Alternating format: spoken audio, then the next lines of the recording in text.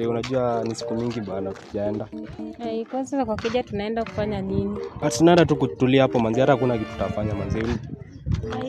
Mimi naogopa kwenda kwa keja. Unaogopa nini? Si wewe ni mtu wangu. Sasa imagine hata nimekuja huko hata sijamaliza 1 week alafu na hata wewe uko bahati, hata uko bahati. Kuna watu wanakuja hata hawamalizi 24 hours washapeleka. Mimi hata uko bahati, mimi nakupeleka na 2 weeks. Mimi unajua mamanga aliniambia nisiai kuwa na urafiki ya watu. Twende lakini hakuna kitu tutafanya, sawa? Uko sure? Hatutafanya kitu babe. Sawa. Twende saa hii. Uko sure? Hatutafanya kitu babe. Mimi sitaki kufanya hizo mambo mbaya. Mimi siwezi kufanyisha kitu utaki, sawa? Unajua hizo ni mambo mbaya. Mimi nimekuja hapa. Sawa, twende babe. Ni graduate. Sasa babe, unaona hata tukiingia hakuna kitu tutafanya babe. Si umeniambia hatufanye kitu, si ndio? Hatufanye. Acha nikufungulie uingie.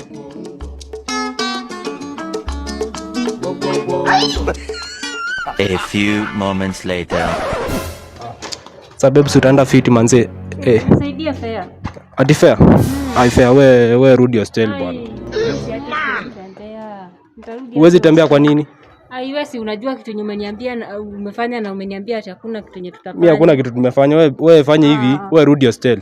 Mimi siwezi rudi hostel nikiwa hivi.